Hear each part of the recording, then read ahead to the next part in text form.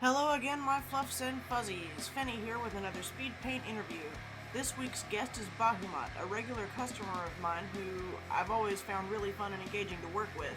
Today's image is a pinup of his kobold gal in a modernized dancing outfit of my own design. I spoke with Bahu about his inspiration for the character that he ordered for this commission, and without further ado, here's what he had to say about the piece he ordered.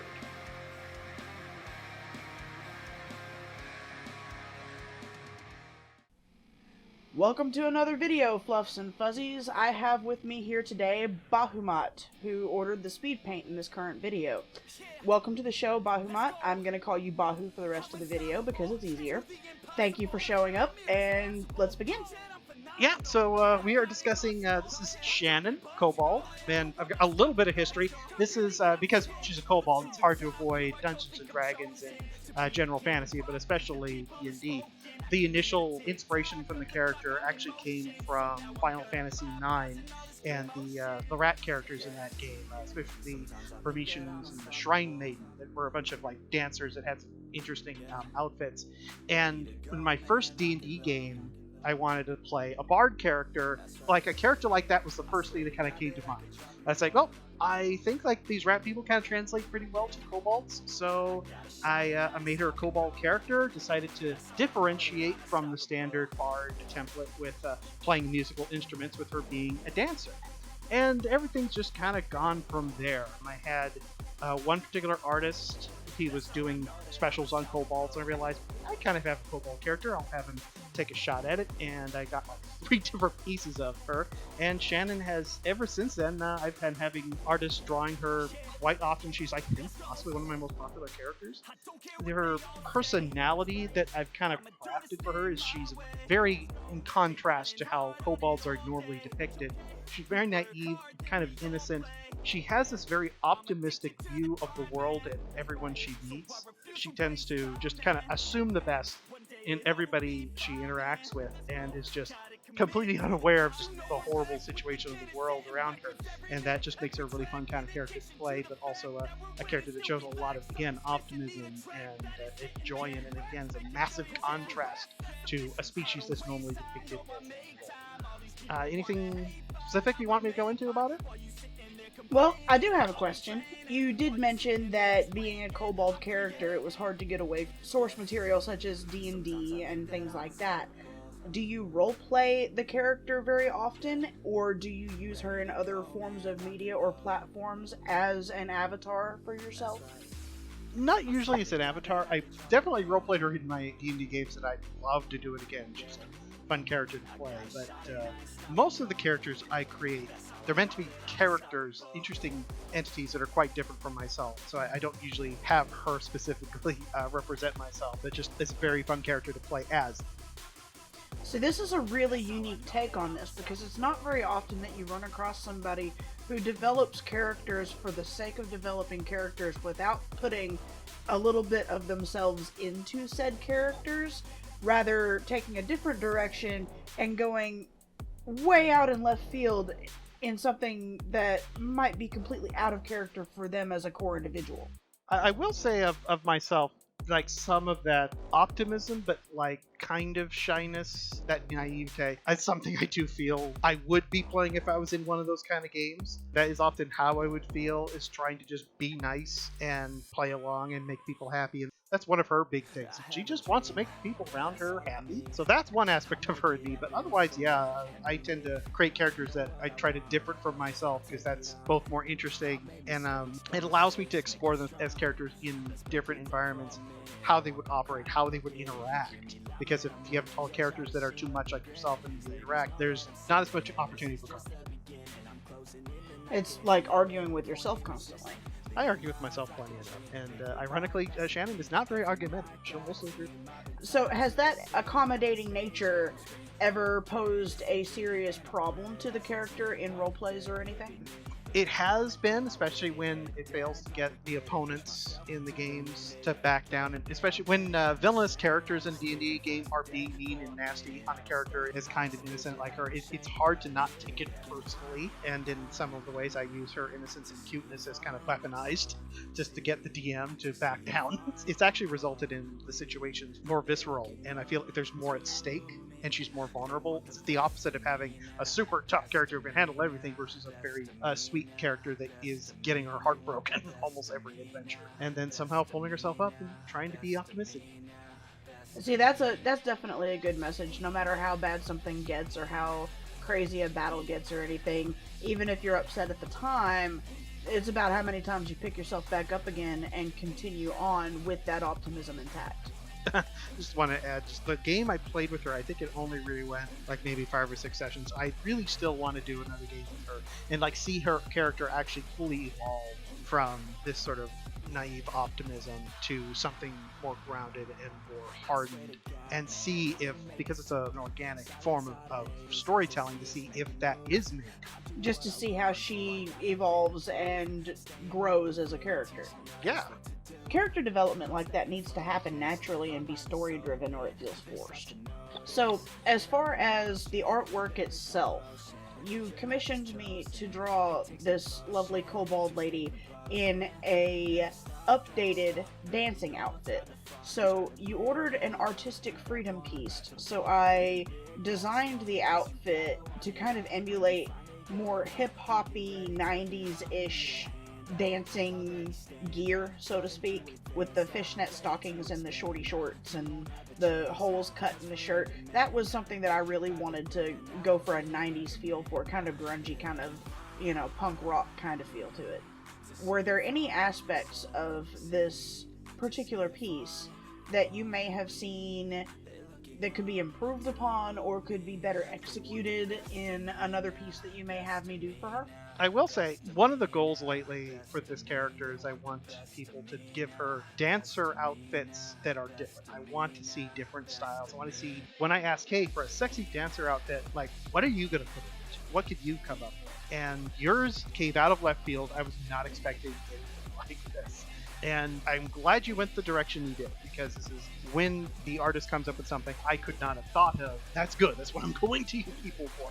Because your ideas are way better than mine. But it's like, I have mostly positive. I think the only thing is like the debatable aspect is this is a modern take on the character. Like if she's in modern times, she's normally more fantasy-esque, but it still fits her. You took her out of her element, put her in a new one, and you made her fit. Because this is absolutely, I think, something that she would wear in a modern times. And the way you described it was like 90s or 80s, like that sort of hip-hop style. That is absolutely where she would go with. And it made it work. Especially the fishnet stockings. People put my reptilian characters in those often, and it's amazing how well it works. And you also managed to make her the various kind of like bracelets, or I think, are they bracelets or like the leather strips or collars on her tail? They're kind of like leather straps with bells on them. Okay, yeah, those and other aspects here kind of still give the impression of like elegance to her design. So she's like, it's still fancy, but it's still modern. Again, I love the super short shorts. That fits her very well because she's very elegant. And so yeah, this feels like a modern take of the character. And one other thing I want to say about this piece is I am very happy you went with her pure white scale or skin color, because I actually have two variants. A lot of people interpret she's meant to be an albino kobold, and so that's why she's pale white, but a lot of artists will draw her as more like a light purple, and those are so good. I never tell them no, I don't want that, which I don't, so that's a valid option. But it's always happy to see her as the pale as well, and as a result she looks like a proper albino. I felt like it fit, and I kind of drew the color palette from what I've seen in albino corn snakes, and I was almost leaning toward a pale pink, but I felt like the white would be more of a scale color, and with her red eyes, the pale pink would work better as like a tongue or other flesh color. And as for the outfit, I did kind of go for a mashup of that kind of grungy 80s to 90s era punk rock kind of vibe, but with a gypsy twist. So gypsy alternative punk, if I had to pick a label. So, as far as the actual execution of the art, did you have any favorite aspects that really drew your eye for the piece? The fishnet stockings is a big one. Again, how well you got across her pale color while still making it look colorful. It doesn't look like it's just a blank sheet with no coloring. Like, you gave detail, you gave shading, which I always appreciate. Looks like an actual color. And just, again, that optimism is there. It's like, even across time frame in worlds and universes, that has been maintained. And again, those fishnet stockings and the short shorts, that work so well. So yeah, I can't stop talking about that part. I mean, who doesn't like a good pair of fishnets and some booty shorts? Especially in a kobold. For real.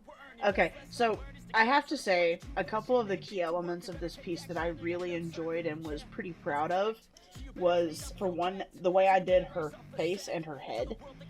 I wanted to soften her features to give a feminine vibe, but still have enough spike and ridge and alienness to the face and head that she looked like a kobold.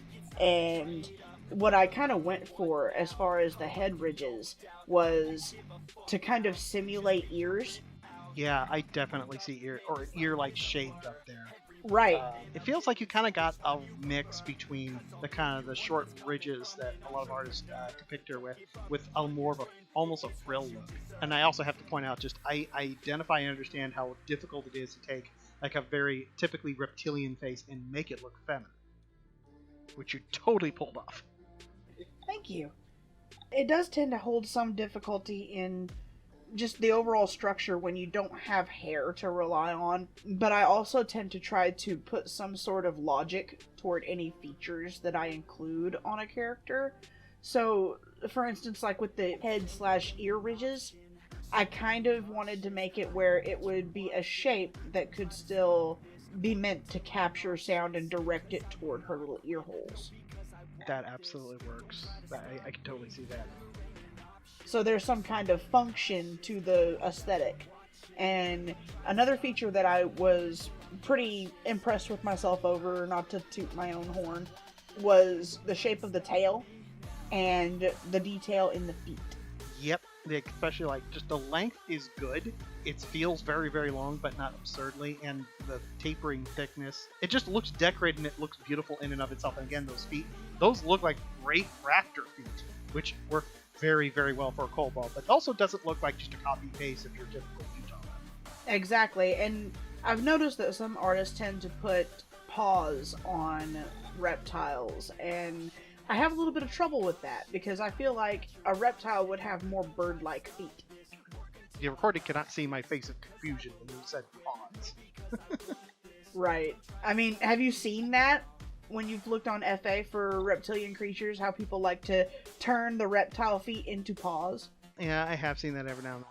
I have had people deliberately correct me and make me change reptile feet into paws because they liked paws, but they wanted a reptile character. And I'm like, make up your mind. I could give them a little bit of leeway with a kobold because I have to admit, there have been, like in other literature, kobolds have actually been interpreted as kind of small canine creatures. Like I played an old game way back in the day called Sword of Vermilion, which had kobolds, and they were like almost like canines or even hyenas. That was actually the first time I've ever looked or heard of a kobold was in that game. And then I saw the reptilian ones and I'm like, why didn't we stick with these? These are so much better. So as far as character development, you mentioned her personality traits being somewhat shy, but does she have any other special abilities or special traits about her mentally, emotionally, or physically that would lend more depth to her character than just a one-note shy character? I say shy and very specific. She's timid in terms of things like conflict, and again, is naive and a lack of. She's kind of sheltered, but at the same time, she's still more. She's an extrovert. but definitely of the less extreme kind, but like definitely the kind that probably does go out and looks for company, wants to make people happy, but while it does sound like a conflict, she's still relatively shy when it comes to those various interactions that she is trying to achieve, especially if they don't quite go her way, or if she's trying to make people happy and be entertaining and it not working out, like that could be kind of disastrous, and she might not handle that very well. And so she's got a lot of energy, she's very optimistic, but it's like she would have difficulty with conflict. And again, she wouldn't be very argumentative, she would be very quick to back down. That's where the shy comes in. She can't handle that aspect of it very well. Or at least, ideally, that's how we'd start, and she'd get better at it as we go.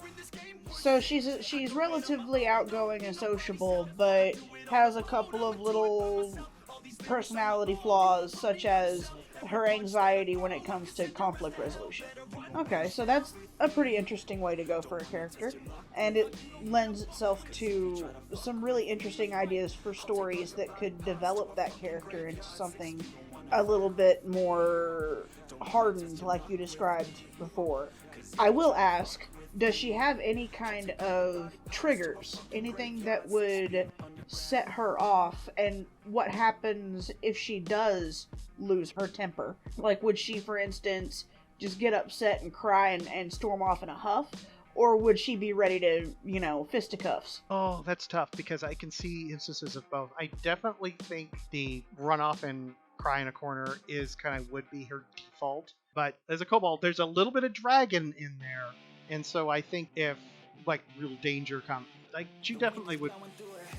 Do not necessarily fisticuffs, maybe jump on the back and fly at them and try and bite, and then feel absolutely terrible about it later and apologize. So it would probably depend on how passionate she was about whatever subject was at hand. Well, it's not so much trouble, it's the interesting trouble of playing a very naive, very sweet character, and then you put him in a D&D game where there's actual combat going down, and then how she feels about potentially killing people. That would also be a trigger.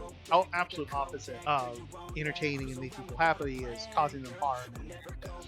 Like, that's something you get missed or ignored often in role-playing games, is when you're playing a relatively good character and they have to actually kill someone, and how they would realistically react to that. That's something I would love to do with this character. That would be very hard. Have you ever considered starting a webcomic or anything surrounding the characters and the worlds that you've built for them? Less webcomic, something more interactive. I definitely want to do stories with her and some of the other characters I've worked with, but honestly, the form I see in my head more often is some kind of video. Programming and building up a game where these are playable characters. That's how I would want to do it. Would you picture it as something more similar to something along the lines of RPG Maker? Or would you consider it more along the lines of a video novella, such as some of the developing furry dating simulators, for instance, that I've seen going around like wildfire lately? Probably closer to RPGs, although ironically I keep thinking in the most something of a Streets of Rage type game. I know that's so weird, but that's what keeps popping in my head. Like a side scroller kind of? Oh, like Dragon's Crown. That would be the kind of game. Alright, so give a little rundown of how the mechanics of that game works and how it would relate in relation to your character and how you would have a game developed about them. Even though she comes from a D&D background, having a brawler type with a bard character, it would be tricky. She'd have to be a range type and very all about the buffs, like doing various kinds of dances to buff up her teammates, throwing the occasional heal spell. It's hard to pin down the exact type of weapon that would be iconic for her. In the past games I've given her a bow, just she's not very good with it. But possibly, like, parts of her dances would go into, like, more offensive, starts dancing, turns into a tornado and just smacking things around. But that's kind of how I imagine her. Like, a lot of my characters that I've imagined would fit the archetypes more clearly. Like, I've got my Minotaur for the tank, I've got my Dragoness for the mage. But the Kobold, even though she is a bard, it'd be trickier, but absolutely worth it. Again, she's the support character, so there's not a lot of flash. Well, a little bit of flash, but not a lot of flash in action. She's not the frontline type. She's the one cheering the party on in the background. So had your D&D campaign ran longer than a few sessions, do you think you might have eventually leveled her up to the point of cross-class or upgrading your class from Bard to, say, Dirge? I'd have to look at some of the prestige classes because I never got that far. I know current versions of D&D and even Pathfinder have some very interesting bard stuff, which I totally would. I definitely would lean her towards more of the magic further on the caster side. Like, mechanic speaking, I always thought of her as more of the sorcerer equivalent of a cleric. Like, she learns spells and uses spells like a sorcerer does, but focuses on healing and support. So that's kind of where I would lean into her. But as well as ideally get some kind of a focus with her using dance instead of a musical instrument. See, that's why I mentioned the Dirge class, because now, bear in mind, the last D&D rulebook that I'm familiar with was 3.5. I do remember cross-classing my Pixie Bard Sorceress into being a Dirge, and it had some pretty nifty buffs to it. Oh, that sounds like so much fun. It was pretty great, especially considering I had at-will invisibility and I could fly. That would work so well with her dances. If you don't mind, I'm going to hijack the conversation a little bit because I want to talk about briefly kobolds in general. Because as of late, if you're on Twitter and FA, a lot of people are starting to draw kobolds a lot more. And this is I'm loving because this is the kind of what part of the thing that Shannon was meant to represent was taking a type of monster that is, for the longest time, has simply existed to be fodder for D&D games. They're meant to be tiny little reptilian creatures. They're supposed to be monsters. They're supposed to be awful, and they're supposed to be like, again, little evil things. But nowadays we see these tiny reptiles are more like adorable little mini dragons, and a lot of the art I'm seeing is depicting them as the classic like archetypes, and more they get more and more adorable as I see them popping up in Twitter, and they're getting really popular. That's how it goes, though, isn't it? It seems kind of like a certain species of characters tend to be really popular for a little while, and then they cycle out, and then they're not as popular for a while, and then eventually they crop back up, like the Sergals and the Dutch Angel Dragons and things like that. Especially and particularly if you make things that are not meant to be cute in a cute fashion. Like, the tiny mini dragons were initially not entirely meant to be cute. They were meant to be beginning fodder, as you mentioned, for lower ranking difficulty levels of bad guys for D&D crews. Challenge rating 0, possibly. Pretty much, yeah. It's basically, like cannon fodder. And they're meant to be depicted as mindless or at the least negative, right up there with gnolls. I also love gnolls. I do too. I think they're adorable. But then you see stuff like making them mini dragons and bringing them into more modern designs and making them more personality driven rather than stereotypes.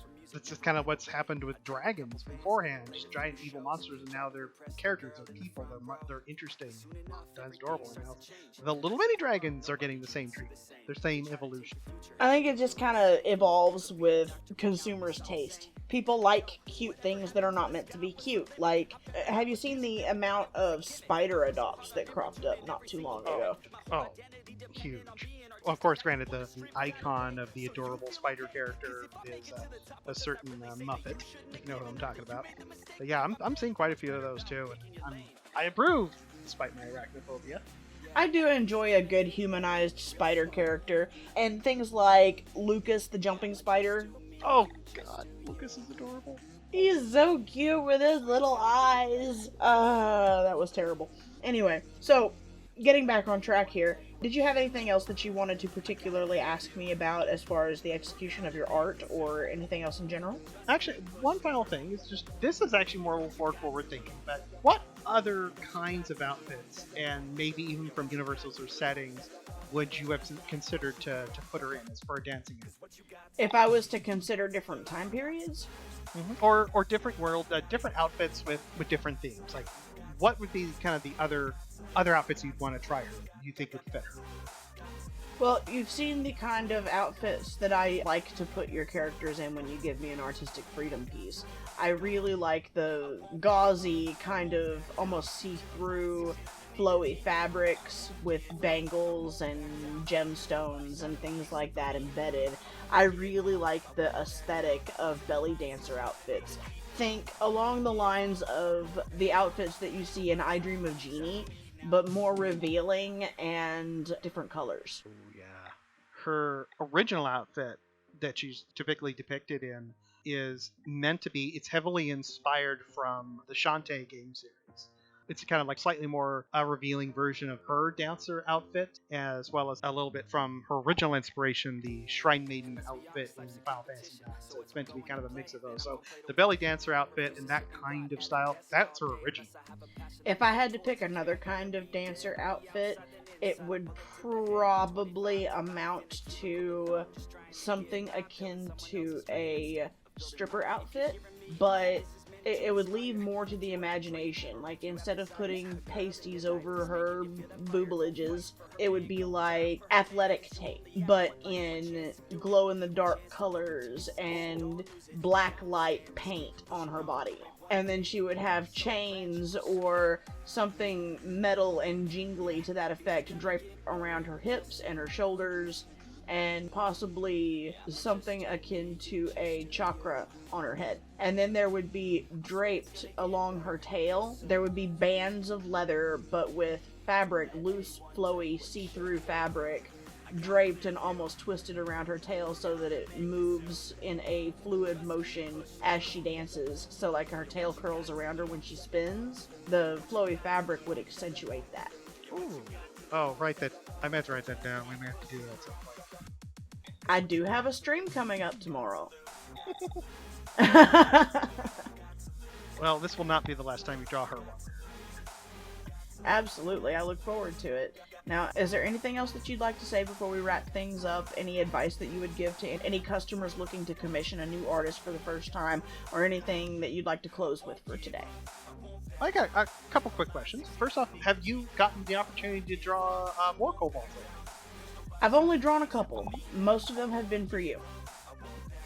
Okay, and well, hopefully this will continue a trend and you'll get more. And this is a question for you, but it kind of reflects how I commission artists. Which do you prefer us when we're giving commission info is? Do you prefer getting the very creative, open-ended commission requests like creating characters based off of a couple of specific details? Or do you prefer a very, very specific character with hard refs to follow? See, it varies for me. It depends on the subject matter and how inspired I am by it at the time. 99% of the time, I will be super excited to do any kind of artistic freedom piece because it's easier for me to pluck something out of my noggin and find references for it to make it more accurate than it is to get bored while I'm sitting there staring at a reference that I have to stick to 110%. I have found it's actually kind of surprising how often I find artists that are kind of the opposite, where if I ask, well, what do you want to draw, or do you want to be creative? And they're like, no, I need very specific info. I need refs. You just tell me what you want me to draw. And even in those situations, like, they're not being negative. They're not being mean. They're just being, that is how they operate. And I think if give advice to other people commissioning art is to try to figure out which of the two an artist is. Are they the type that go crazy for the opportunity to be creative, to add their own flair to things? Or are they the type that are very kind of down to business and they need specific things to follow, specific characters, specific refs, something that's easy to follow? I kind of am a switch when it comes to that.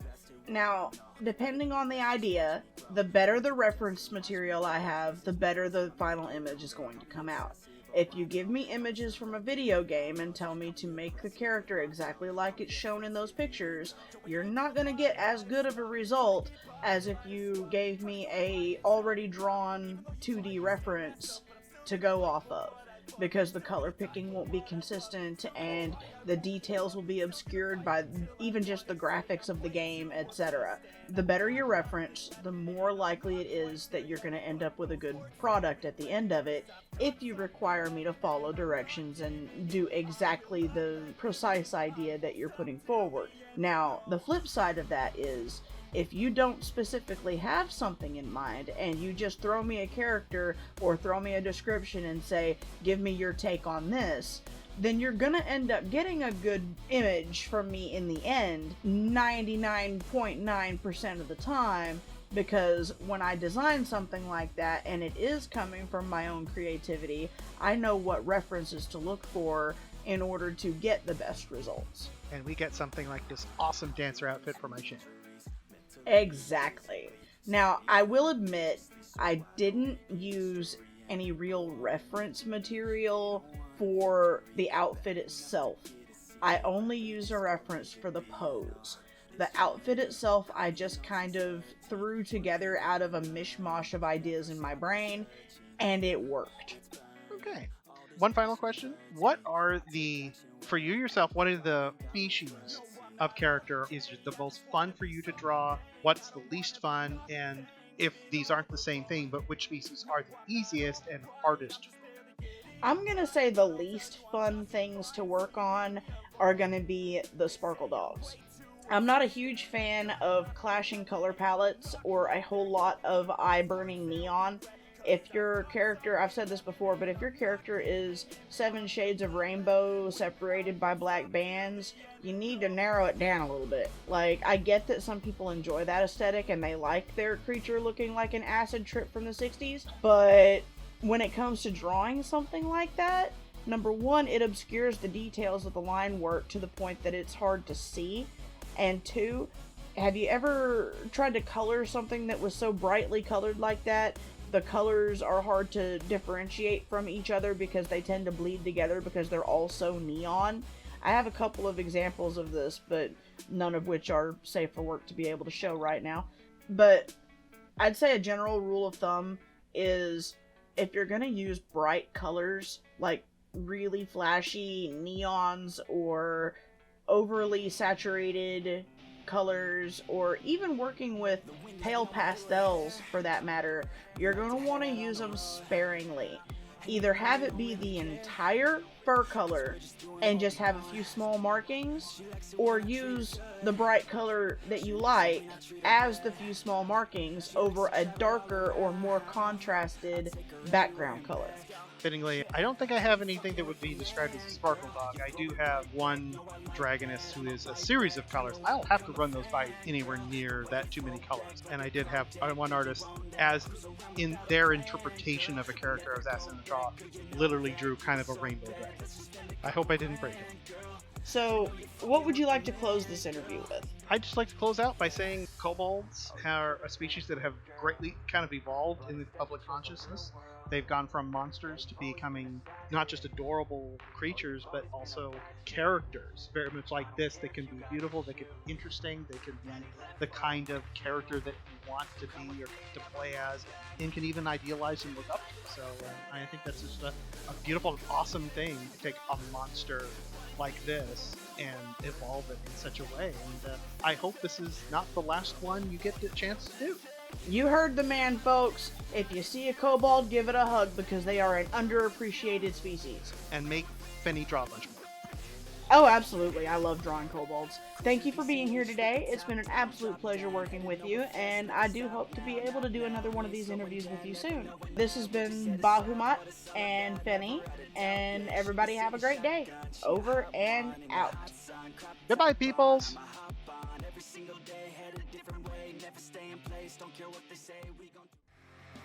Hey, thanks for making it to the end of the video. This one was a lot of fun to work on, and I gotta say I really love working with reptilian characters, as they have such unique applications when it comes to anthropomorphizing them. That being said, if you like what we do here and what you see here, make sure you drop a like, subscribe to our channel and notifications, and share this video with your friends. Last week's question of the week was, what is your favorite fictional character and why?